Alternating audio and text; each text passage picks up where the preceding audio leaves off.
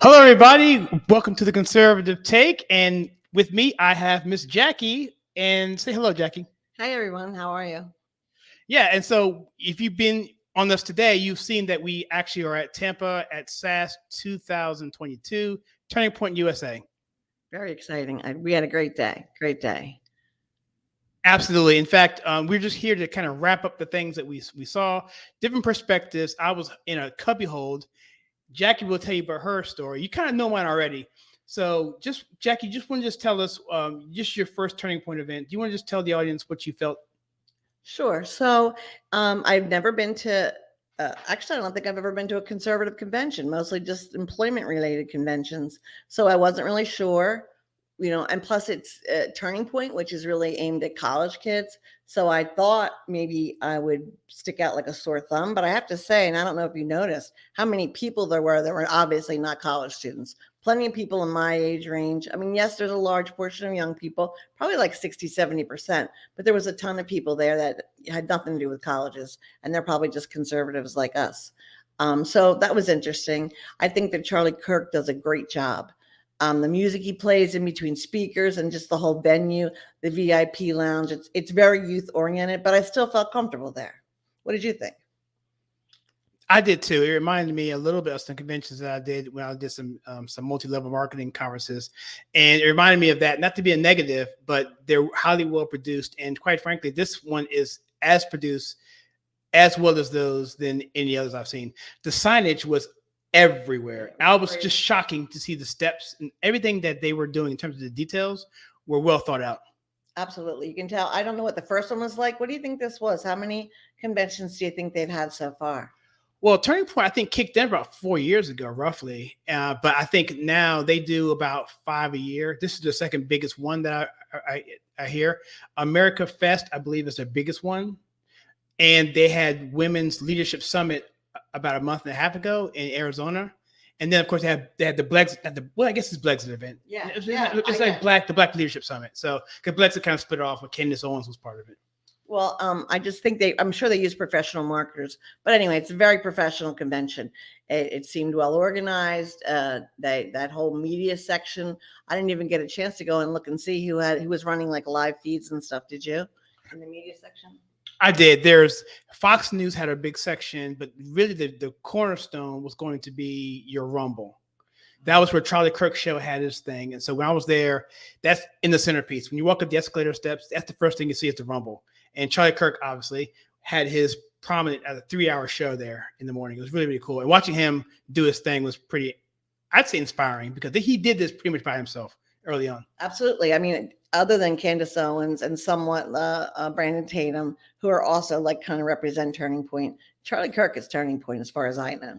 Yeah, I think really it was Candace Owens that really took it to another level. Let's just be honest. Well, she enlarged it. Yeah, I mean, she really took it to another level. I mean, they exploded, but so those two did their thing. And so you saw some speakers, but in terms of just, because you have VIP access. And so can you tell the audience about what that's about? Sure. So VIP access is you have access to the VIP lounge in addition to everything that regular access has. And then I wasn't there earlier to see any breakout sessions, but tomorrow I will be. There's a lot of meet and greets tomorrow and breakout sessions, and the VIP badge gets you in everywhere. So I felt like a big wheel. Well, I went in there. I didn't get a chance to get any of the food, but it was all gone when I got a chance to get in there. But when I was actually there at the beginning, it was kind of helter skelter, and because I was expecting something different. I was expecting to have an actual booth where we could set up, and you typically get that when you have press credentials, but there's nowhere for me to set up. So I had to find a cubby hole back in the corner, which is where I did that live stream earlier today. And so I was a little bit, not really thrilled, but I think the overall aspect of it made me better because I had to actually go out and meet people and see things. I was going to sit there in the corner all day and just do whatever, but now I was actually amongst the people. Do you find the people who were there friendly, unfriendly? Very friendly, very friendly. Everybody was very friendly. I think it's not like, say, a MLN convention, which actually I used to sell jewelry like that, and they're air friendly, but we're all there for the same reason. We're all there because we care about the country. So I think that's a bonding that makes you bond with other people. We're all trying to do the same thing. Yeah, that's a good point because in multi-level marketing companies, and I don't want to just pigeonhole those because I mean they're fine. But you're right. People are there to make money, and it's not really like, okay, I'm going to help you out. Here it is about the common goal of this country. And I tell you, some people have some interesting ideas, and you meet them, and you're like, okay, yeah, dog, we can still agree under the banner of America. I met some people that were kind of, a little bit out there, but their perspective made it interesting and charming in a lot of ways. I also thought that people dressed pretty nicely. I told your wife it reminded me when I went to her church. Like most of the ladies had skirts on. A lot of people, the dress code was business casual, and most people adhered to it. Another tiny point is I have been to conventions where the exhibit hall doesn't have that many giveaways. I saw lots and lots of stuff on the tables. Like candy, food, but stickers, little tchotchkes. There was a lot of giveaways. Tomorrow I'm going to give it a more thorough review, but I like conventions like that. People like to pick that stuff up. Yeah, let's talk about that a little bit, about the tchotchkes and the little things. My son was there. He's 6, and he's just picking up candy off the tables. It's like, look, dude, make sure you ask the people before you grab it. I mean, I'm sure they don't care, but it is something that I would like them to do. But in terms of not only the tchotchkes and the giveaways, but the games they were having, the little scavenger hunt. Do you understand what that was about? I saw the scavenger hunt and I saw the rules, but I didn't participate in it. But these are college kids, so they like stuff like that. They had like a cornhole set up downstairs. They had a lot of stuff like that. And by the way, Kyle's son told everybody he's going to be talking to President Trump tomorrow. He told everybody that he met. He may pull it off. Maybe, you never know. He might pull it off, you but never know. You could tell the security was another level because you had the dogs going through and periodically checking. The dogs were even in the VIP lounge. Yeah, they brought them in there. Yeah. So it's a sobering thought, but because this is a conservative conference, and you want everybody to be safe. So let's talk about some speakers. We'll talk about DeSantis last because he was the headliner. When you got there, did you hear anyone specifically, or did you just hear DeSantis? Or... No. I think I listened to all the headliner speakers in the big room. So first was Charlie Kirk, and Charlie Kirk, I like I said, I admire him. He's put a lot of time and effort into this, and obviously it's something he really cares about.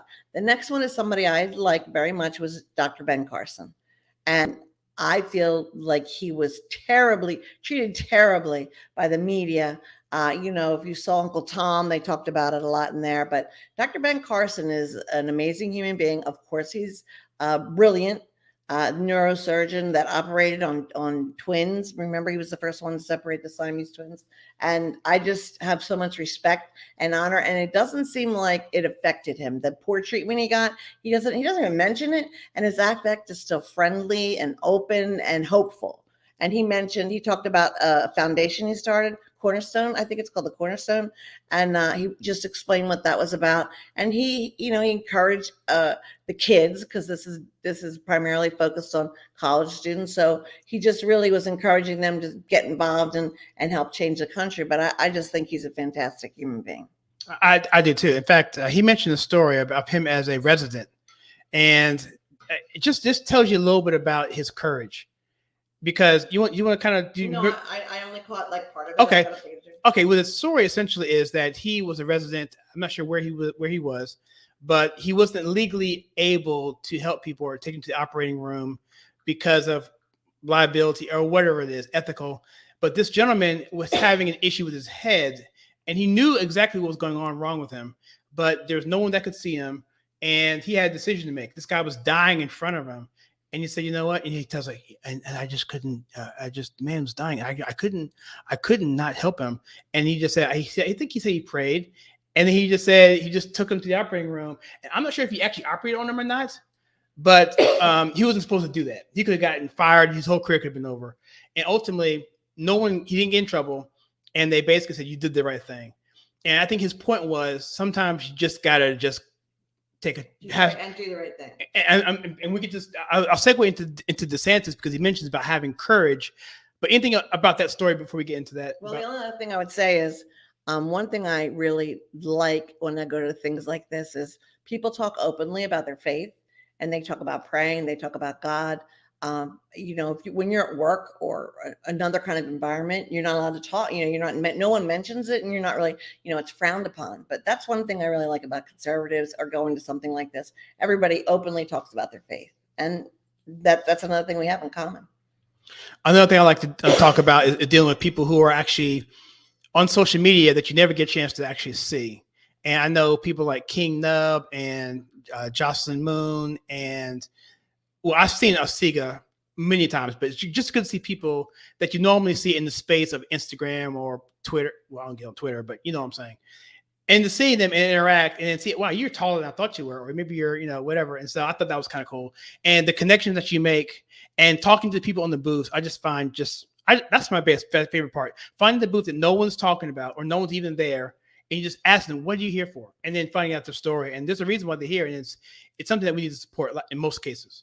Are you talking about the booths in the exhibit hall? Yes. Okay. I'm going to do that tomorrow. I didn't really have a chance because by the time I got there today, it was almost time for the speakers and I wanted to hear them.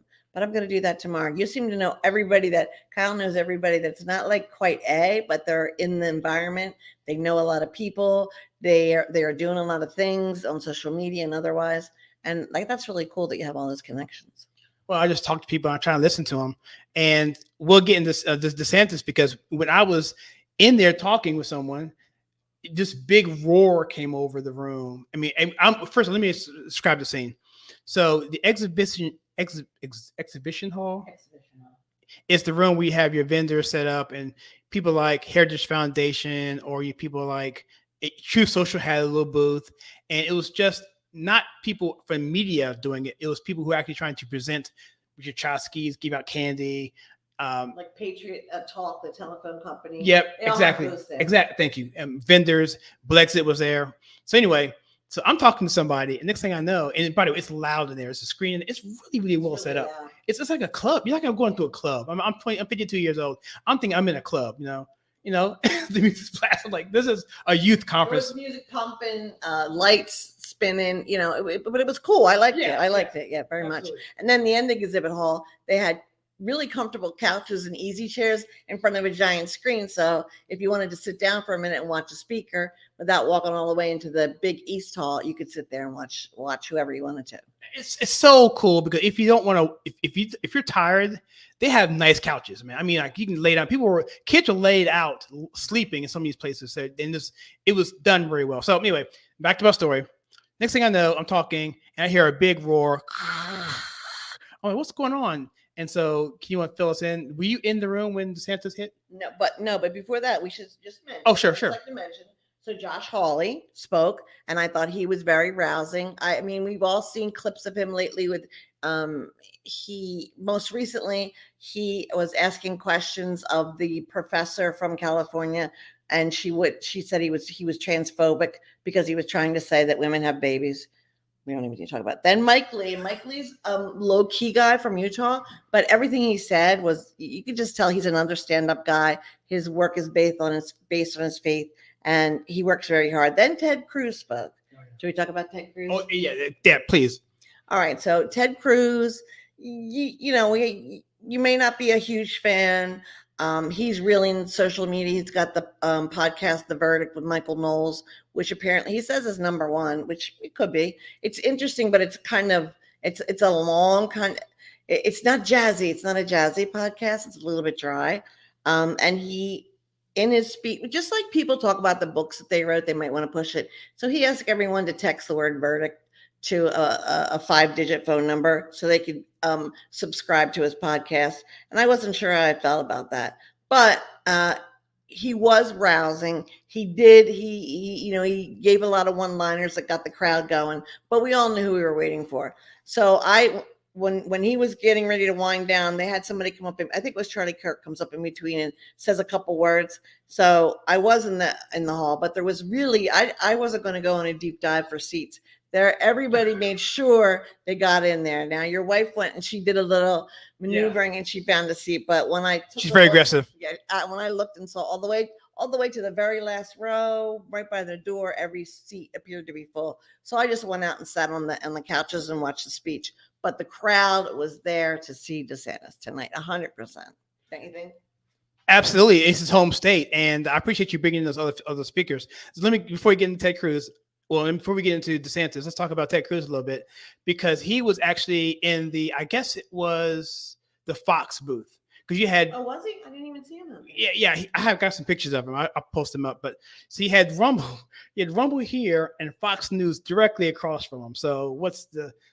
I mean, it was like A little awkward, huh? right, right. And so so Ted Cruz was in there and Secret Services all over the place. And when it's so much stuff going on. I can't say much, but he was just cool talking. I didn't hear what he said. I just got pictures.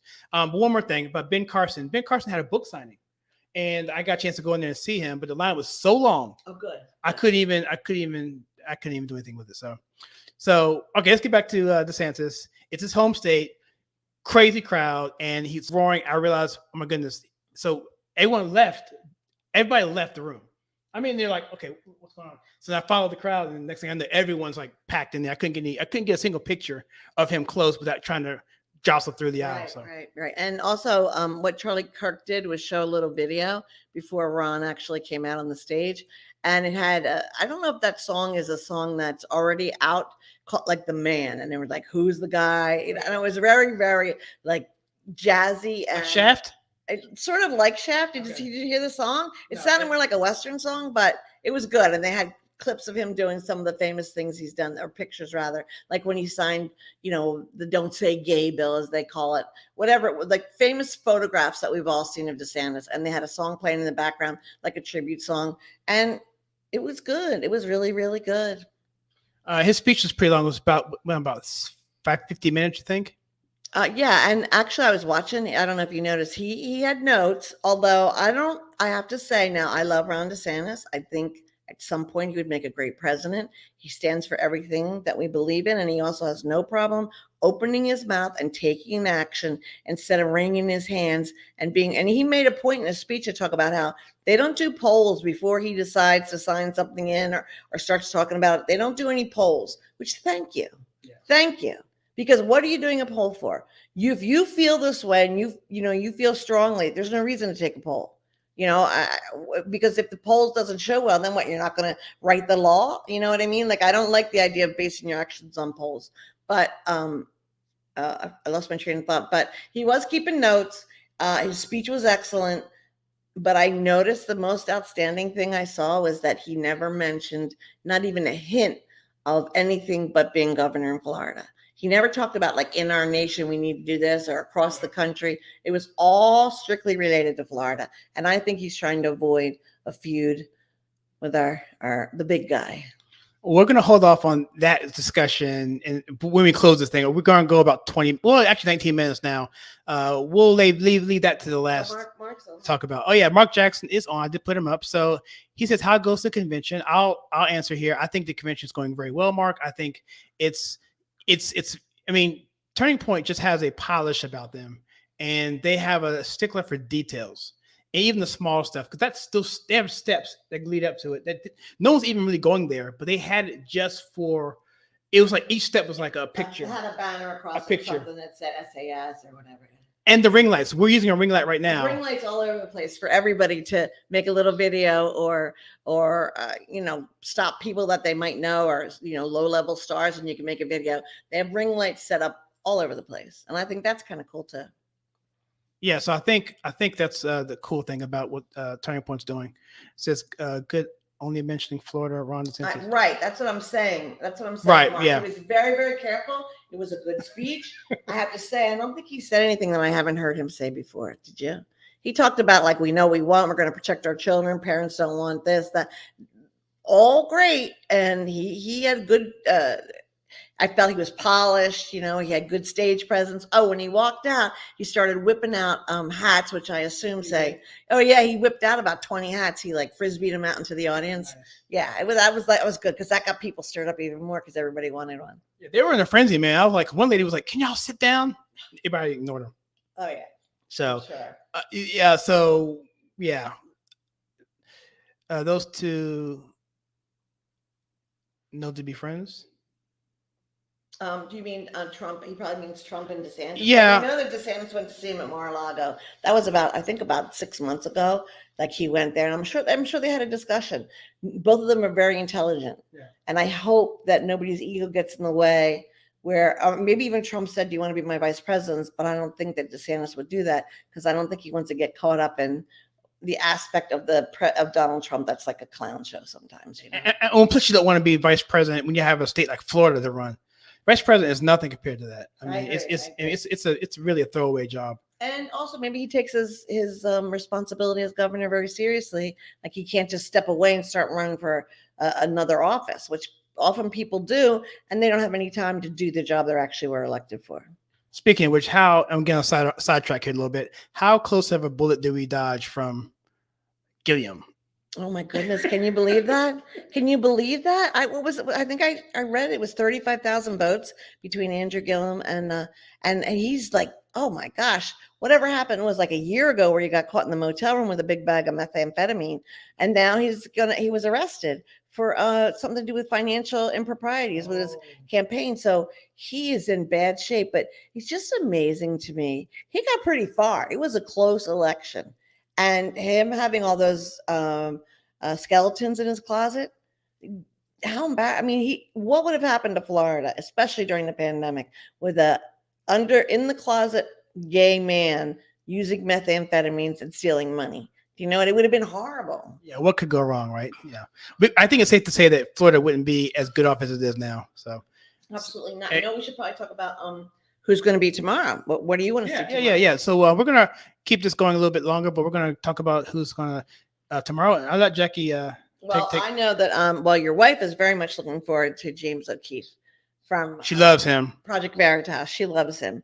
So in the morning there are some, people that I know, like Nurse Kate. I know who that is because that is Benny Johnson's wife, and Benny has a show on Newsmax now. Paige Rue, who has a show called Reloaded on Turning Point, which is about firearms and the use of firearms and using firearms, blah, blah, blah. Another interesting is Congressman Mark Green. He's at 12:30.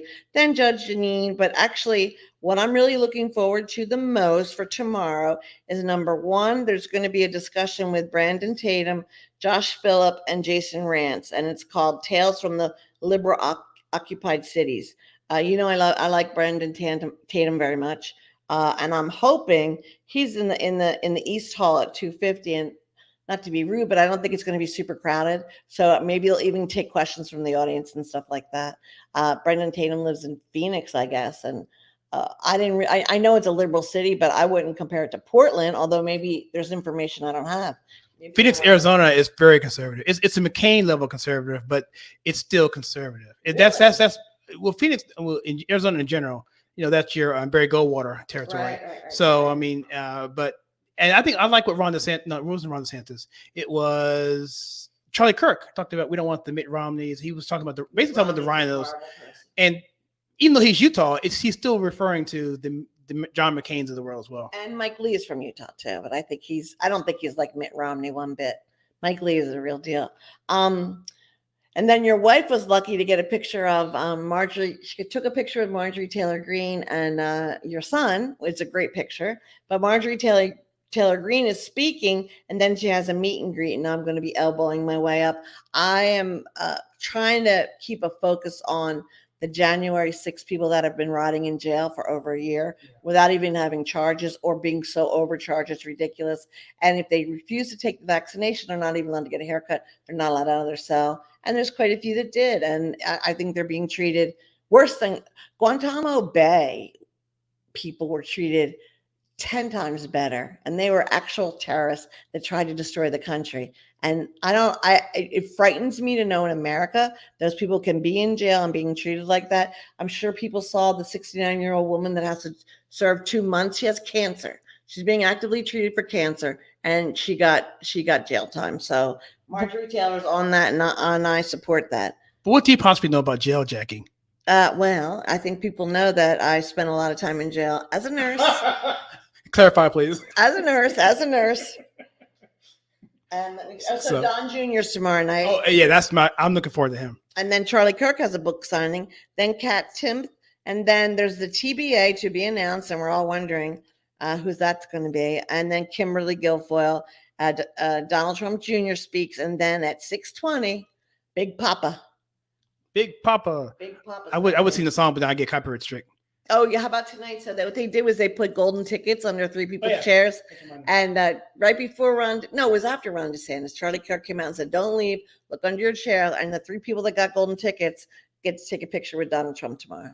And you can it's actually interesting. He said after doing that, creating the fervor, the demand, he said if you want to start a turning point chapter, you also could be eligible for doing it. So go to the kiosk and sign up for a chapter, which is not no small commitment, right? And also, you and I we're not college students, so that's not something we could even compete in. Yeah, I did Young Republicans, and that was bad enough, and this is way bigger than that. So that's what I'm looking forward to. So who are you looking forward to the most tomorrow? I'm looking forward to Don Jr. I'm looking forward to, of course, Trump. I've heard him speak before, but I want to hear him in this setting. I'm curious how the crowd's going to react to him. Because they're doing a straw poll now, right, with DeSantis and Trump, which I never really a big fan of. I think DeSantis will probably win that straw poll. I think that I've heard that he did win a straw poll. He should, yeah. He won at other places. He wins most of straw polls if you go do conventions, which means he's got a serious. Probably going to definitely win. He should win that, but I'm not sure if Trump's going to stuff the ballot box. I don't think that people right now are angry at DeSantis and see him as a competition for Donald Trump. There's a lot of people that are talking about it. I was telling Kyle, I play a solitaire game on my phone, and every 5 minutes I get this poll. What do you think about Ron DeSantis? What do you think about Ron DeSantis? But I think Ron will stay in Florida. I see that's what Mark said too. I do too. And the only thing I have to say bad about Donald Trump is, and you disagree with me, but I didn't like what Donald Trump tweeted, or not tweeted, he's not allowed on Twitter, what he said about Elon Musk recently. I just feel like we have so many problems and there's so much going on in the country. Why just randomly start a feud with Elon Musk on social media? I just see it as unnecessary. And to tell you the truth, it kind of made me think I don't know if I can go through another 4 years of all the turmoil. I just don't know. I don't think I have it in me. I really would rather us get down to business. But however, I did lean the other way when I heard tonight that he said he's going to get rid of 50,000 government workers that aren't necessary. Yeah, it's on the front page of Liberty Daily. Yeah, 54,000 workers in 2025. Then I agree with that 100%. We got to break that swamp up. Well, let's just talk real quickly about that Trump. I think that he was trying to pit it against Truth Social, against Twitter. I think he was just trying to, from a business standpoint, which may not have been the best thing to do from your point. I do see that, but I did go to Truth Social booth and did criticize him a little bit. The 75,000 cap. That wasn't smart when you guys did it. But I said that's the only thing I have anywhere negative on my channel about Trump. So, but no, we have to call it the way you see it. And I didn't like bump stocks either. Right on that, I didn't like him signing the omnibus either. So those three things, I still have some. It wasn't perfect, but I see why he did some of those. So, yeah. Well, I think Donald Trump, I think he sees how things are in a lot of ways. And the other thing, though, which I don't get so angry about it because I know why he does this, but when he promotes the vaccine, there's a large portion of his constituency that hate the vaccine and hate it when he talks about it. And I don't know if you remember, about 6 or 8 months ago, he said something about it. He was really pro-vaccine. And even your wife and other people mentioned to me that they didn't like him pushing it like that. Yeah. But I don't think he would have ever done any kind of mandates. And that would be the difference. But you know who Donald Trump is. A lot of people see that putting that vaccine together project. I forget what it was called, but that vaccine. Quick start. Yeah. It came out fast and a lot of things were done very quickly, which a lot of people couldn't get done. So I understand why he would feel that. I think he kind of brags about it a little bit. And it's so funny when it was Donald Trump's vaccine, nobody was going to touch it. Then it sort of was Joe Biden's vaccine and everybody's like, you must take it. And every politician and every liberal in the country had a picture of them getting the vaccine. It's just all politics and nonsense. But I think Trump needs to be quiet about the vaccine, especially with all the news that's coming out about it. He should be quiet about it, especially with Burke. I think Burke even said that she was dishonest. I may have had that wrong. Burke was on the committee. Yeah, I think she said that even she misled in many ways. And Trump is little to a fault. I'm actually binge watching The Apprentice. I'm on season 7 now. And it's just, we talk about off camera, but just because you guys won't hear this, but we'll do a show on The Apprentice if you want to do it, because I can just see things where he's just loyal and he's like, he gets him burned even on his own show. So I don't know. But let's answer some questions and let's wrap this thing up. I don't want to keep you up all night. Let's see. Mark says, bring the turmoil if the poor can eat and get fuel. Well, you know what? There's purposeful turmoil and then there's just nonsense turmoil. I wouldn't care if Donald Trump advocated for getting rid of people like Nancy Pelosi. I think he should get rid of Mitch McConnell. I think that Lindsey Graham, all those swamp rats, people have to go. And I wouldn't care about turmoil like that. But just starting trouble with Elon Musk out of the blue, especially when Elon Musk, listen, he's been very favorable to Republican and some of our conservative causes. And I think that we can use every voice that we can get, especially someone like Elon Musk. And also, don't forget, as soon as he came out with some things and said some things that were kind of on our side, they attacked him. They started talking about, well, he's from South America. He must be racist. They brought up some kind of sexual lawsuit or complaint. Yeah, I remember that. Right, right. As soon as he opened his mouth. So we already have that side to attack people. We should try to like stick together and just be cool. If you don't like someone, just zip it. Yeah, the rule should be if you get attacked, if you're on the left and get attacked, then you're over the target, like Dave Chappelle. And by the way, he mentioned this guy who got attacked in New York. Lee Zeldin, who is running for governor, and he got somebody tried to stab him. Actually, I saw the video of it today. So luckily he was okay, but the guy's out already. And almost every speaker tonight mentioned him, the attempted assassination, they called it. But that's New York. That's New York. They let everybody out. They don't care. Okay, let's answer one question. And Look, Mark mentioned Steve Bannon. So found guilty tonight. How about that? Well, found guilty on 2 counts. But what does that mean? Something about contempt of Congress or something. It was. It's crap. There was no jurisprudence or jurisprudence. I don't really even know what that means. There was no cross-examination. Yeah, that whole thing is talk about your kangaroo court. But look, they probably had the authority to issue this subpoena, but they would never enforce that on anyone else other than a conservative. Absolutely. And Steve Bannon, I'm sure he doesn't have a lot of friends on that side because he's pretty outspoken. Yeah, he and Andrew Breitbart were they're partners for a while when Andrew was, well, we'll tell off camera. when he died, I put it that way. Then of course he took on the mantle. Right. And so, yeah, it's just the whole thing is just ridiculous. Well, I think that, but let me just say that I think Andrew Breitbart is kind of like canonized, like a lot of people that die young are. And people, you always see quotes about him close to his anniversary of death. He was a groundbreaking, whereas Steve Bannon seems to be more like muckraking, kind of. Okay. All right. Well, cool. By the way, Mark, I got your email. I won't. I'll get a chance to respond soon on that. He and I have been chatting. So Mark's a good dude. The Dems are nothing but predictable, if that is absolutely true. Okay, so we going about 30 minutes here. We want to just, I guess we've covered everything, right? Right. Well, so we'll come back tomorrow and tell you how these different speakers fared and what happened. Maybe there'll be a big surprise. They do have a to be announced speaker. We don't know who that's going to be. I figure it's going to be somebody amazing, or it's just going to be like a kind of a D-list person, one way or the other. We don't know. I want to recognize a new member. That's The Right Show. They joined last week. Thank you for coming on as a subscriber.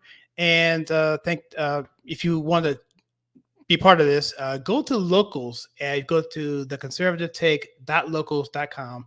I have some content there that won't be on YouTube, and we'll talk more on there as well once we determine what we want to talk about. But in particularly when we talked about,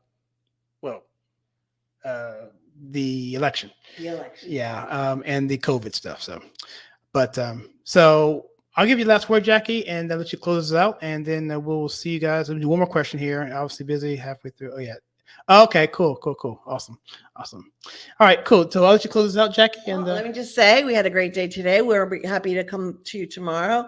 And I also think that if you have any opportunity, like last year I went to, in 2020, I went to 2 Trump rallies. Those kinds of things can really give you a lot of encouragement. And because sometimes if you read the paper and watch any kind of mainstream media, you're wondering, has the whole world gone mad? And are you the only person that realizes it? But then you watch shows like Kyle's, and there's other people on YouTube and Locals. There's a lot of people out there that are all trying to do the right thing. You just have to feed yourself with that to give you hope for tomorrow. That is true. Thank you so much for that. And everybody, I appreciate you joining us for this summary for day 1 of SAS 2022 Turning Point USA. And we'll see you guys tomorrow. And stay tuned to us on local media. We'll be posting other things as well. I don't know what, but we will be doing it. So with that, we'll see you guys in the next video.